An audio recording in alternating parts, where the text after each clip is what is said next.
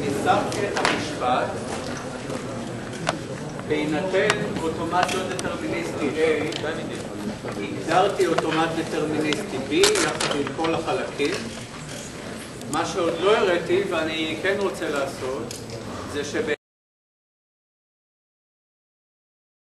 שפה. אבל לפני שאני אוכיח את זה, רק כדי שנקבל תחושה לגבי מה קרה פה, בואו נעשה את התהליך הזה שהגדרתי באופן כללי, בואו נעשה אותו עבור האוטומט הנחמד הזה A שמיוצג על הלוח בצורה גרפית.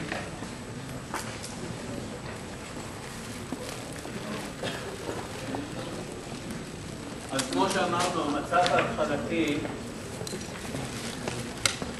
מכיל את הקבוצה Q0 ו-Q3. אני לא יודע, רוצה לסמן את הסקוויקי הזה כדי להגיד שקבוצה.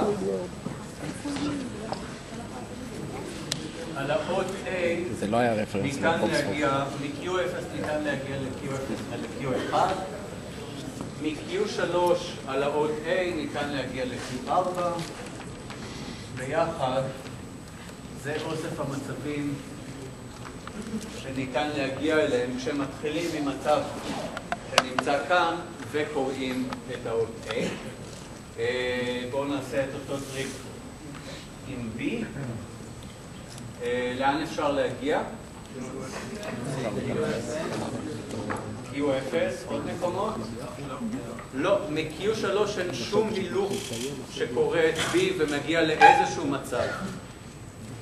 אז מכאן אני מגיע, כשאני הולך על B, למצב שמכיל את Q0 ותו לא. הלאה. בואו נסתכל על המצב הזה. שוב, אני צריך לבדוק את האותיות A ואת האותיות B. מה קורה כשאני הולך מכאן על A? מ-Q0 אני תמיד יכול להגיע ל-Q0, מ-Q1 אני יכול להגיע ל-Q2, מ-Q1 אני גם יכול להגיע ל-Q3 על ידי זה שאני מגיע ל-Q2 והולך על מעבר אפסילון.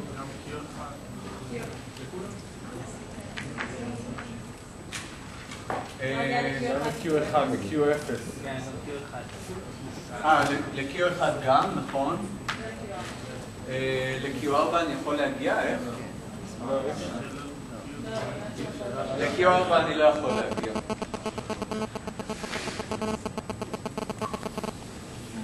אוקיי? ומכאן על B, לאן אני יכול להגיע? אז ל-Q0 תמיד. מ-Q0 אני רק יכול להגיע ל-Q0, מ-Q1 אני לא יכול להגיע לשום מקום, ומ-Q4 אני גם לא יכול להגיע לשום מקום. המקום האחד שאני יכול להגיע אליו זה Q0.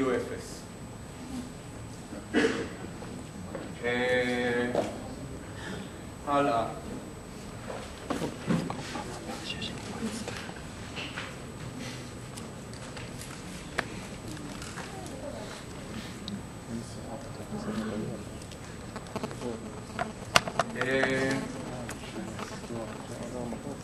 מ-Q0, כן, בואו נסתכל על המצב הזה. כשאני הולך על A, לאן אני יכול להגיע? ל-Q0 עצמו ול-Q1. אם אני הולך על B, לאן אני יכול להגיע? רק ל-Q0. מה נעשה עכשיו? בואו נתחיל מזה. אם אני הולך על A, לאן אני יכול להגיע?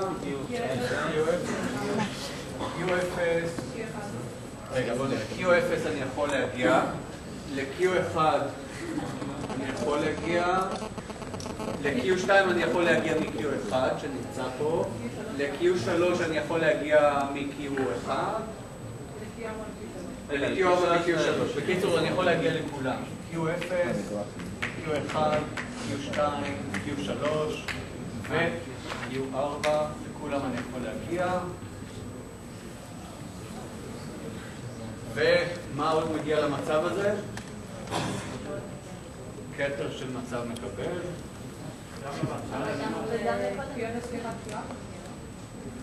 נכון, ל-Q0, Q1, Q4 גם מגיע כתר.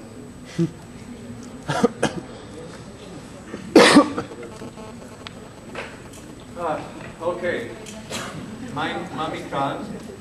רגע, מה עם B? אוי, טוב. בואו נראה. מ-Q0 אני יכול להגיע ל-Q0. מ-Q2 אני יכול להגיע ל-Q3.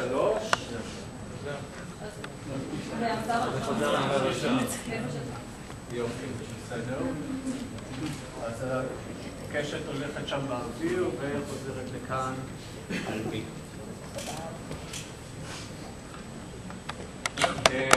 בסדר, מכאן על B, לאן אני מגיע?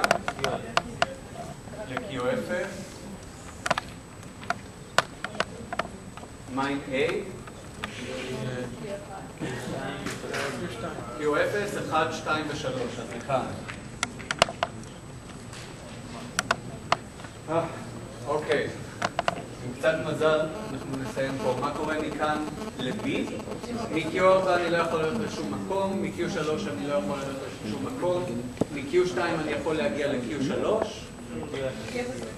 ומ-Q0 ל-Q0 ומ-Q1 לשום מקום. בקיצור Q1 ו-Q3.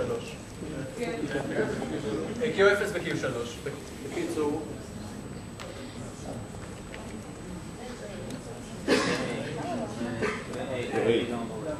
אוי, לאן? בסדר, אבל זה קל. מה קורה כשאני הולך על A? לעצמו. כן, לכל אחד מהמצבים אני יכול להגיע. למה B לא מוציא אותך גם ל-Q0 לבד? למה B לא מוציא אותי ל-Q0 מכאן? Q0 הולך ל...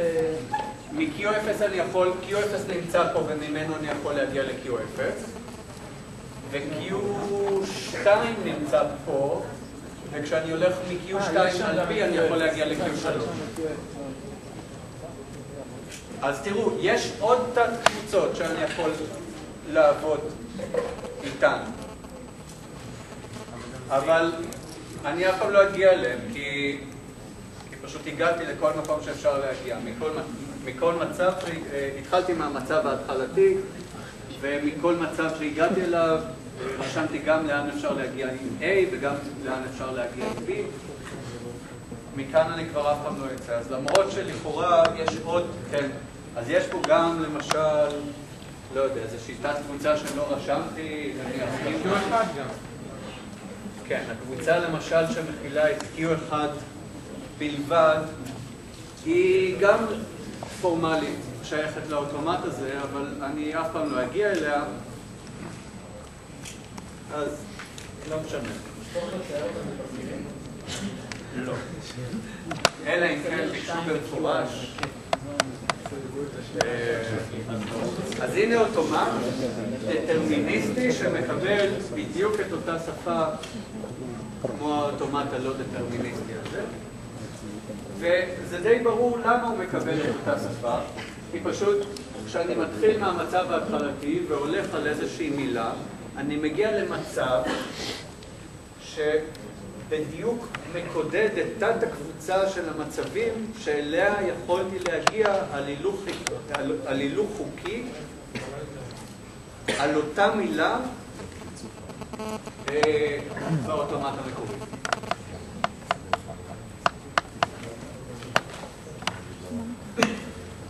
אז עכשיו בואו רק נוכיח את זה באופן פורמלי. לצערי אני מוחק את המשפט. אגב, למי שלא שם לב, יש מסיבה...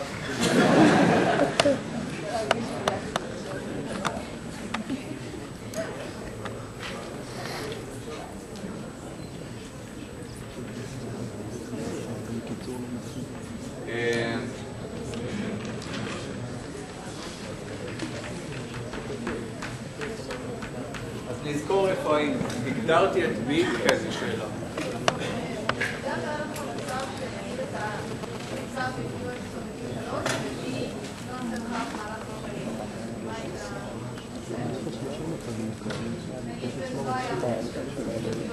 לדוגמה, אם הייתי במצב שמכיל את Q1 לבדו, והייתי הולך על קשת B, והייתי שואל את עצמי, לאיזה קבוצת מצבים באוטומט המקורי אפשר להגיע כשמתחילים במצב מתוך הקבוצה הזאת, זה רק U1, אין לי עוד ברירות, וקוראים את B. לאיזה מצבים אפשר להגיע? לאף מצב. קבוצת המצבים שאליהם אפשר להגיע היא הקבוצה ריקה, וזה מה שהיה כתוב. אגב, אם יוצאים מהקבוצה ריקה על ליצה פרוידיאנית, על A, אז כן, אז כמובן שאי אפשר להגיע לאף מצב, לכן הקבוצה הריקה היא קיור, תמיד. זה אותו קיור שדיברנו עליו כבר רבות. בסדר, אז הייתה לנו טענה, הגדרנו לכל אוטומט לא דטרמיניסטי A, אוטומט דטרמיניסטי B, נשאר להוכיח פורמלית שבאמת השפה של B והשפה של A הן שוות. אני מקווה שלפחות אינטואיטיבית ברור לכם למה זה נכון, וכך שכל מה שנשאר זה הפורמליזם של ההוכחה הפורמלית.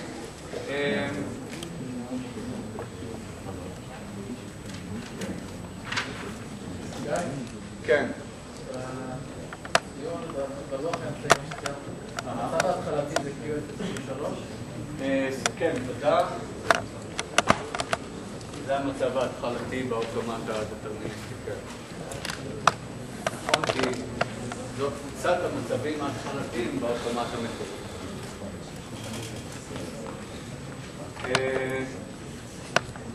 אוקיי, טענת העזר, בעצם הטענה שגוררת את זה שהשפה של B והשפה של A היא אותה שפה, היא כך, שלכל קבוצת מצבים של A, זה אותו דבר כמו מצב ב-B, ולכל מילה W,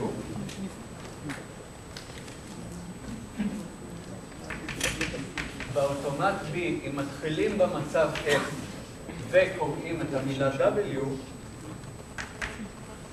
זה אותו דבר כמו להתחיל בקבוצת המצבים S באוטומט A, ולהסתכל על אוסף המצבים שאפשר להגיע אליהם. נכון, מה דלטה סטאר A אומר? זה קבוצת המצבים שאפשר להגיע אליהם, שקוראים את W ומתחילים ממצב בקבוצת המצבים של S. מה?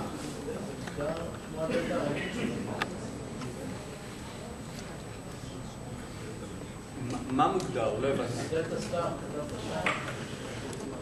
דלטה סטאר מוגדר כמו שמוגדר דלטה סטאר של אוטומט דטרמיניסטי. באינדוקציה.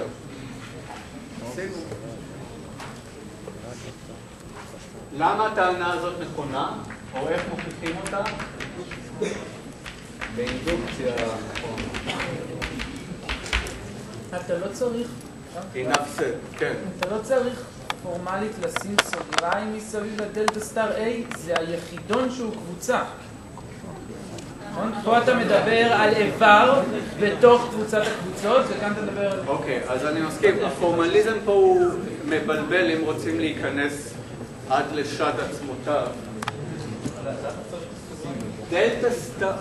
דלטה סטאר הוגדר באופן שונה עבור אוטומטים דטרמיניסטיים ועבור אוטומטים לא דטרמיניסטיים.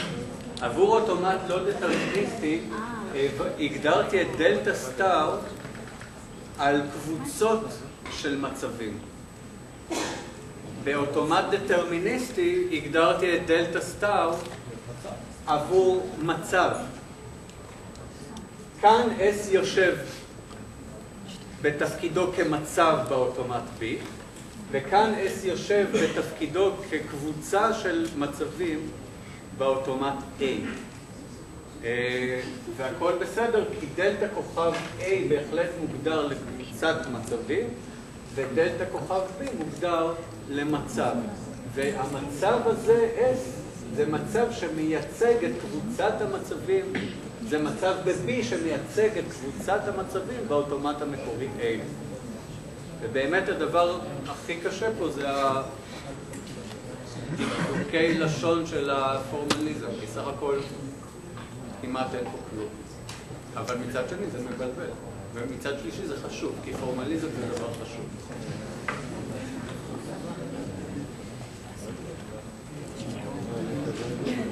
אז אני לא אוכיח את טענת העזר, זה לא יעזור הרבה, כן?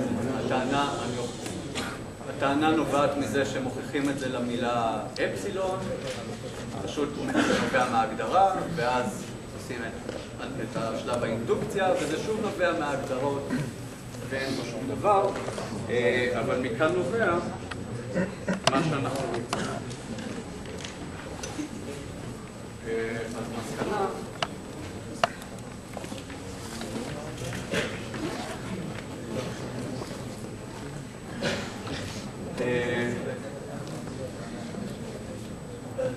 המסקנה היא ככה, מילה נמצאת בשפה של B, אם ורק אם, מתי מילה נמצאת בשפה של אוטומט דטרמיניסטי?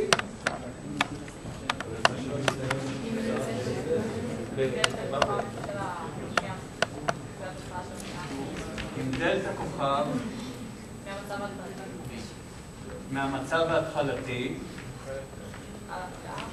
כן, דלתה כוכב B של המצב ההתחלתי ב-B, והמילה W זאת שייכת לקבוצת המצבים המקבלים ב-B. וזה קורה אם ורק אם. אז עכשיו אני נעזר בטענת העזר. דלתה כוכב B של Q0 פסיק W זה אותו דבר כמו דלתה כוכב של A עם Q0 פסיק W. מה המצב ההתחלתי ב-B? קבוצת המצבים ההתחלתיים של A, שזה Q0, Q0 הגדול. אז עכשיו, כן, אז אני משתמש באות הגדולה, כי זה אותו Q0, אבל עכשיו זה מצב ב-B ולא קבוצת מצבים. אוקיי, אז דלתה B Q0W זה אותו דבר כמו דלתה כוכב A Q0W, וזה צריך להיות שייך ל-FB. מה זה FB? זה הקבוצות שהחיתוך שלהם עם FA שונה מהקבוצה הריקה. אז אם אני נכתוב שייך ל-FB, אני נכתוב החיתוך עם FA שונה מקבוצה ריקה. אבל זה בדיוק על פי הגדרה אותו דבר כמו להגיד ש-W שייך לשפה של A.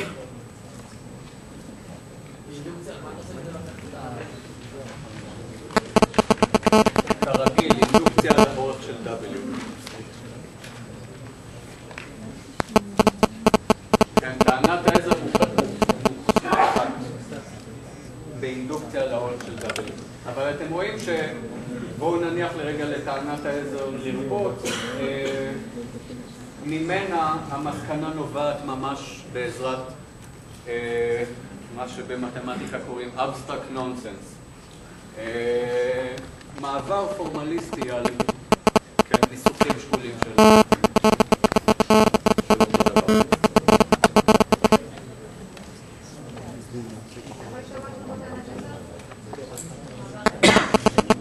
במעבר הזה, במקום לכתוב דלתה כוכב B של Q0W, כתבתי דלתה כוכב A של Q0W, כי על פי טענת העזר זה בדיוק אותו דבר.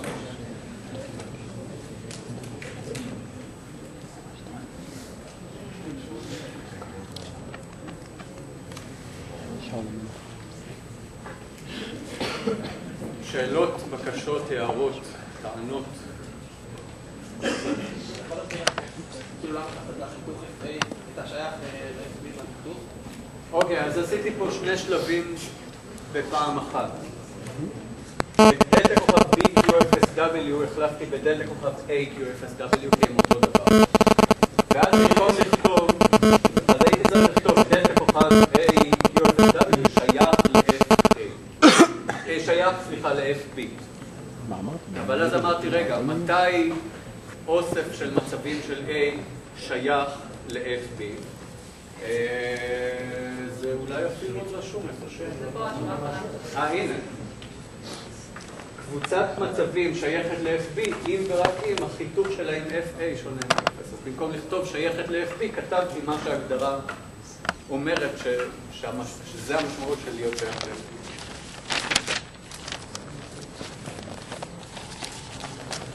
עוד שאלות.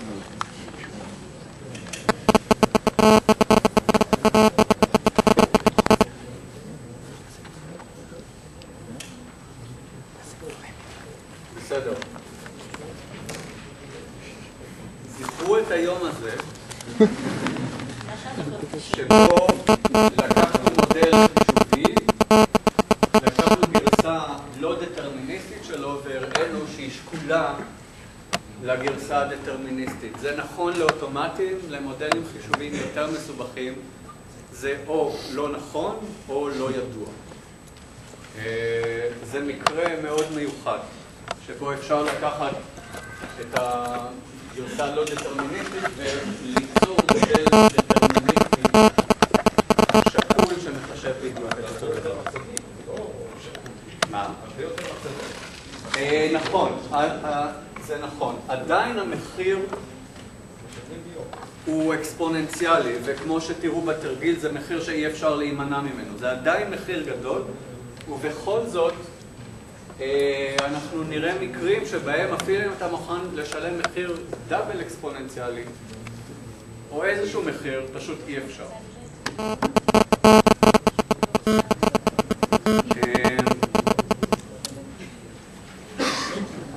עוד משהו שאפשר לקבל מהדיון עד עכשיו, כן, ופה זה כבר בעצם רק לנער את העץ מפירות שכבר הבשילו. מסקנה, אוסף השפות הרגולריות סגור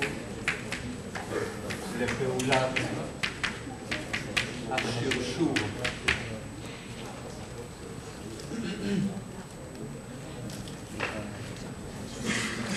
אני כותב הוכחה, בעצם זה רק תזכורת. הראינו שאם L1 ו-L2 הן רגולריות, אז בין זה הראינו קיים NFA שמקבל את השרשור של L1 עם L2, ומכאן נובע, זה מה שהראינו עכשיו, שיש DFA, אוטומט דטרמיניסטי, שמקבל את השרשור של L1 עם L2, ולכן זה בדיוק אומר ש-L1 שרשור עם L2 שייך לקבוצת השפות הרגולריות.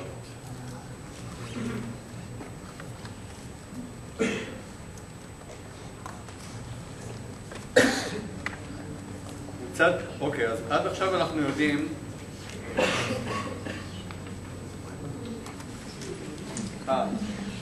יש לי עוד הערה אחת.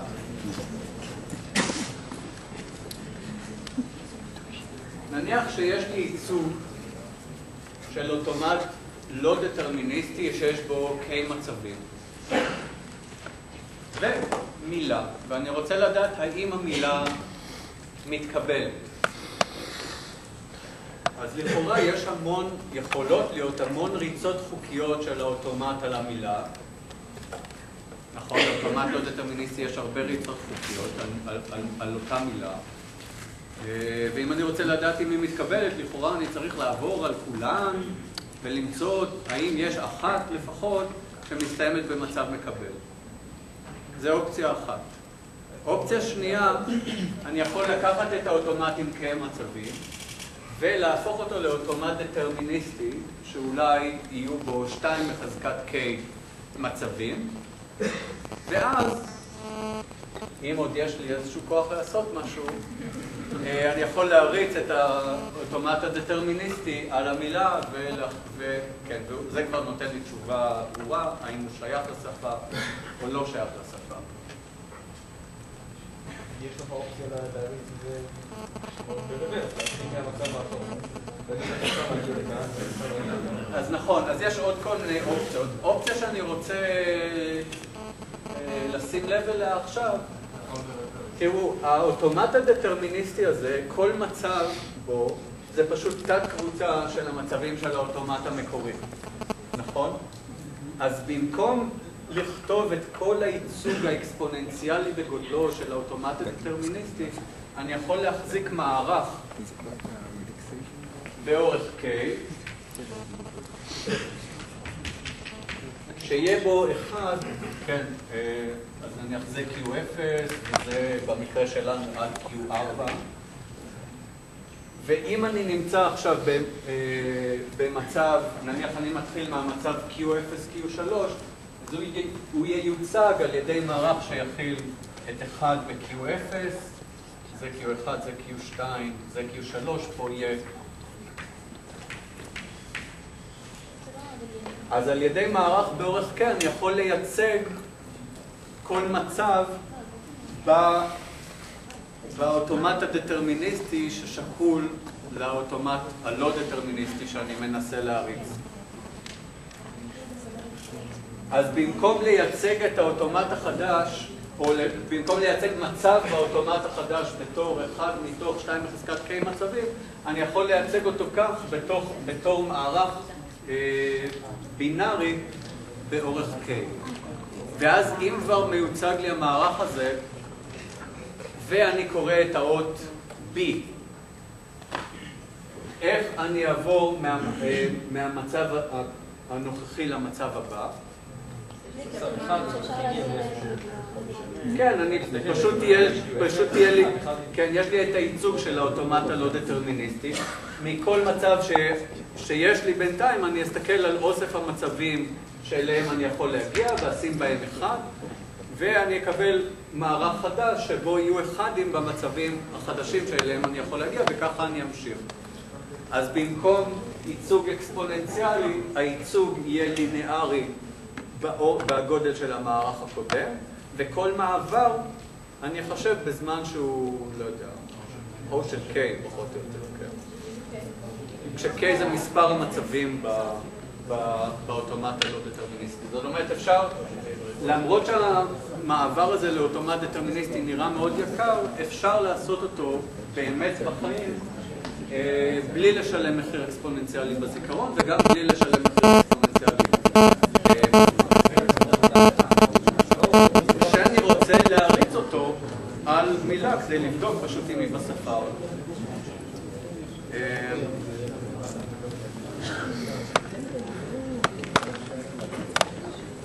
בסדר? שאלות? כן. למה זה יהיה את הזמן כזה? ככה פשוט לעבור כל האפשרויות האפשריות. אמרת שאתה מפעיל לזה את B, נכון? צריך להפעיל לזה שוב את A, להפעיל לזה A, B, A, B. יש לי מילה אחת, ואני רק רוצה, אני בעצם רוצה לסמלץ את הריצה של האוטומט הזה. על מילה אחת. על מילה אחת. אתה לא רוצה לבנות את זה. אני לא רוצה לבנות, כן, לבנות זה ייקח. כן, באוטומט הזה יש מספר אקספוננציאלי של מצבים. אבל אם אני רק רוצה להריץ מילה אחת, אני לא חייב לבנות את כל זה. זו הייתה הנקודה שלי. אני יכול לסמלץ ריצה עליו בלי לבנות את כולם.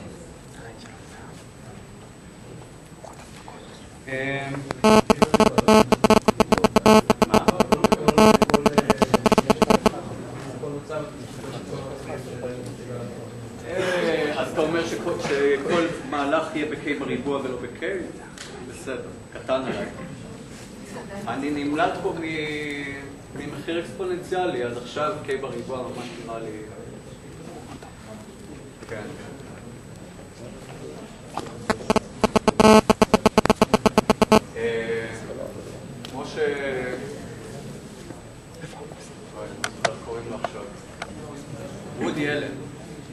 פעם באיזה סרט, שהמילים הכי יפות ונפלאות שהאדם יכול לשמוע בחייו, זה לא ממהיר. אז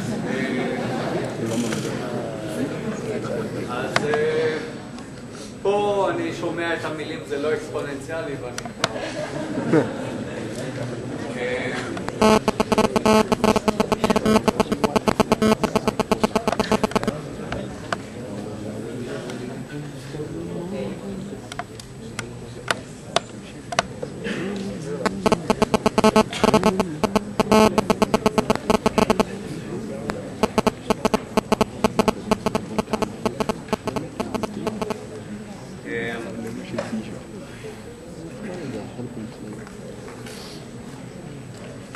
טוב, אני רוצה עכשיו להתחיל דיון.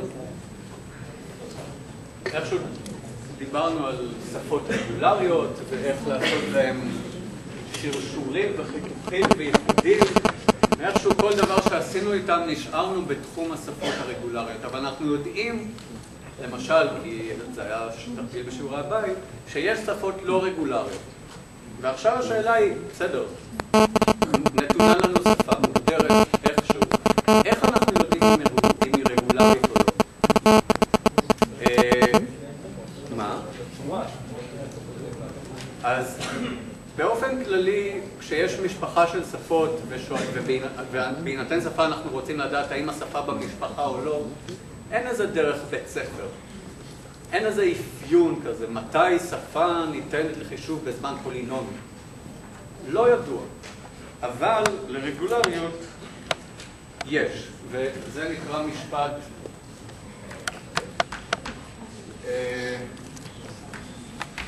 מייגיל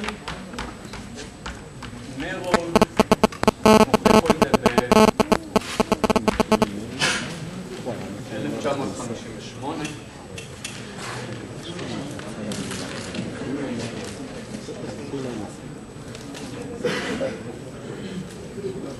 ראינו בתרגול דרך אחת לראות ששפה לא רגולרית.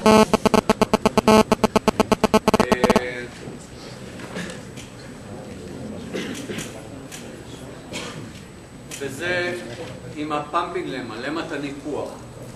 שפה רגולרית חייבת להתקיים עבורה למת הניפוח.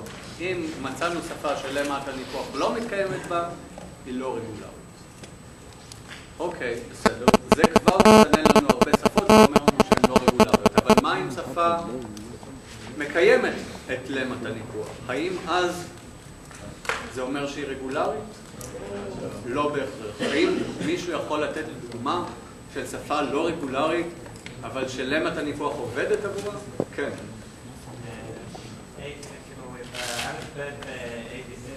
אוקיי. אז A בחזקת M, B בחזקת M, C בחזקת M. אני חושב שלמת הניפוח כן תרבה. תמיד יש לך את ה-A, אתה יכול לקחת את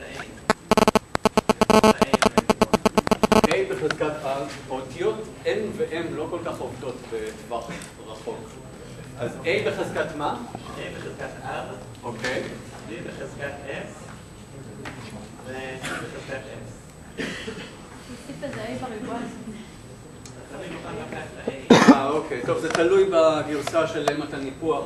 הרי מאיפה נובעת למת הניפוח? היא נובעת מזה שכשאתה הולך על אוטומט והולך והולך והולך, מתישהו אתה מגיע למעגל. אז אם אתה קורא את המילה הזאת בתוך אוטומט, אתה יכול לחכות שיגמרו ה-A, באיזשהו שלב מתחילים B'ים. אם S מספיק גדול, אז בתוך הקטע הזה של ה-BS-CS, אפילו בתוך הקטע של ה-BS לבדו, אם S מספיק גדול, אתה תקרא B ועוד פעם B ועוד פעם B ועוד פעם B, זה בסוף יגיע למעגל, האוטומט יגיע למעגל, ואז זה אומר שתוכל להוסיף עוד B'ים, כדי שתעבור פעמיים על אותו מעגל, והאוטומט בכלל לא ישיג לב. אז זה תלוי בגרסה של למת הניפוח שמסתכלים עליה, אבל למט ניפוח מספיק כללית, דווקא כן תצליח להראות שהמילה הזאת אינה רגולרית. אבל הנה שפה ששם זה יותר קשה, אז לדוגמה ניקח את L, להיות השפה מעל האלף ב-AB, שמכילה את כל ה-W ב-AB כוכבי, כך שאני ממציא פה סימון בלי להגדיר אותו, אבל אני חושב שזה תכף יהיה מאוד ברור למה אני מתכוון. מספר ה-A ב-W שונה ממספר ה-B ב-W. זו שפה שקצת יותר קשה להפעיל עבורה את למט הניפוח. כי בסדר, אתה רואה, יש לך מילה עם מספר A שונה ממספר ה-B, לך עכשיו תמצא קטע שאותו, אם תנפח, אם תשכפל אותו הרבה פעמים, או אם תמחק אותו, אז פתאום מספר ה-A יהיה שווה למספר ה-B. לא בטוח שיש קטע כזה. לא בטוח איך אפשר לכפות ניפוח שיתחיל במילה בשפה ויוציא אותנו מתוך השפה. אבל השפה הזאת אינה רגולרית.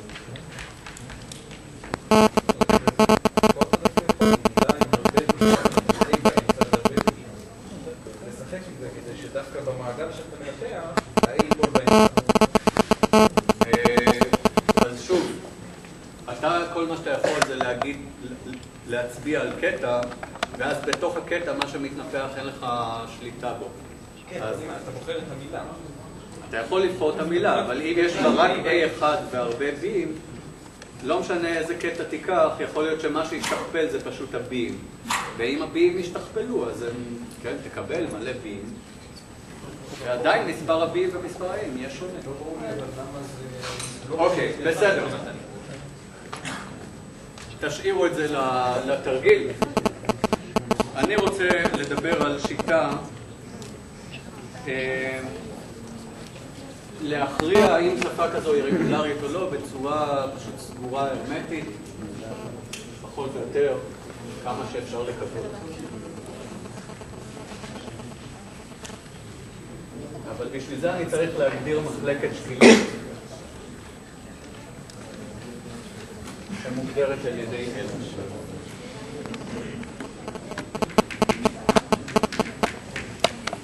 אז תהה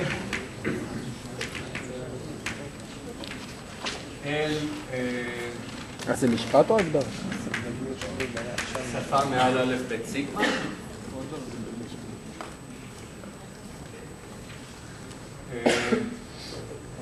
עבור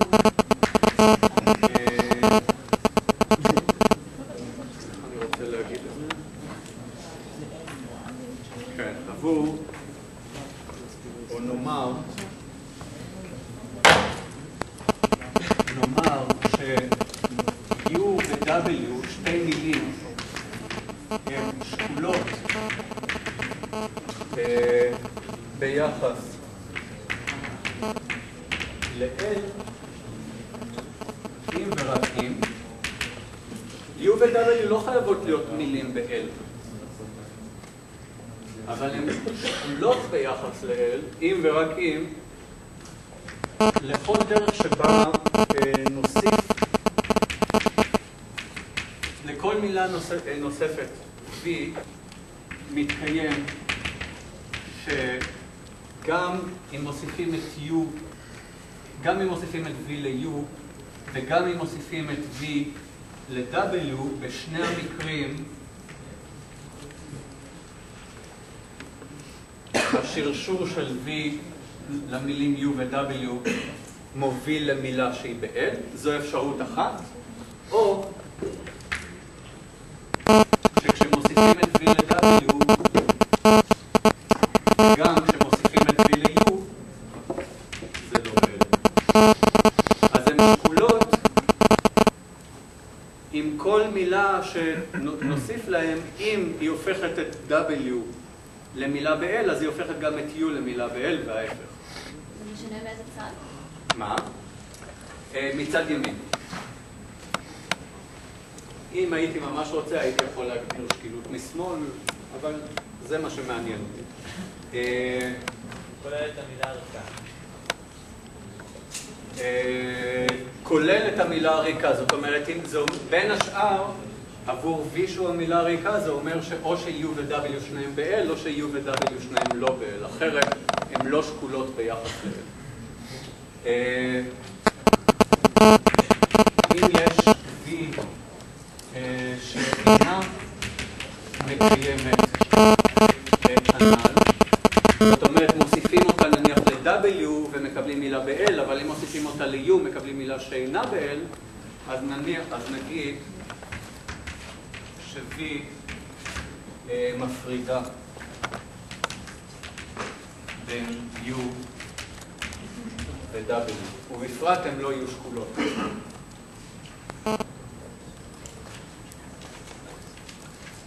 יכול להיות גם שיהיה מצב שיהיו ב-L ו-W לא ב-L בכל כיוון. מה? יכול להיות מצב שיהיו יהיה ב-L ו-W לא יהיה ב-L, אבל לא, אם U ב-L ו-W לא ב-L, אז ניקח את V, אז המילה הריקה כבר תפריד ביניהם. יכול להיות ש-U ו שניהם נמצאים ב-L, סליחה, ש-U-W שניהם נמצאות ב-L ויש תוספת שמוציאה את שניהם מ-L.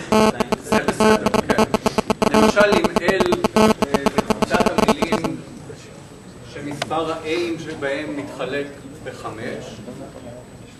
ותיקח את U להיות מילה עם 4A'ים ואת W להיות מילה עם 9A'ים, אז כש-V שווה A, V מכניסה גם את U וגם את V לשפה, כש-V שווה 2A, אז גם את U וגם את W היא לא מכניסה לשפה, ובאמת 4A ו9A הם שקולות מבחינת מילה, אוסף המילים שבהם מספר ה-A'ים מתחלק ב-5.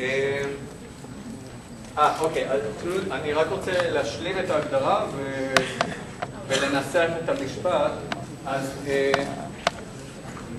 אם U ו-V ו-W שקולות ביחס ל-L, אז נסמן ש-U שקול ביחס ל-L ל-W. אז השקילות ביחס ל-L זה יחס בין מילים בסיגמה כוכבית.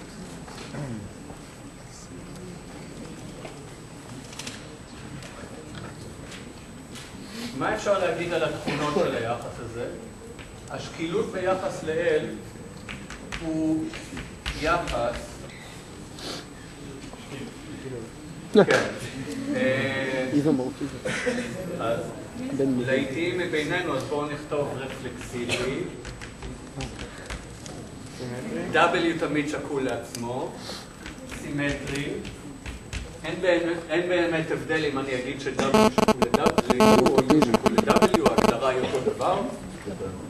וטרנזיטיבי. זה דורש הסתכלות עמוקה של 3 שניות בשביל להבין, אבל בכל מקרה זה יחס שקילות. אז זה יחס שקילות על המילים בסיגמה כוכבית, וליחס שקילות יש מחלקות שקילות. במשפט ניהיל נרון טוען את הטענה הבאה. L היא באוסף השפות הרגולריות, זאת אומרת L היא שפה רגולרית, אם ורק אם מספר מחלקות השקילות של היחס סקוויגל L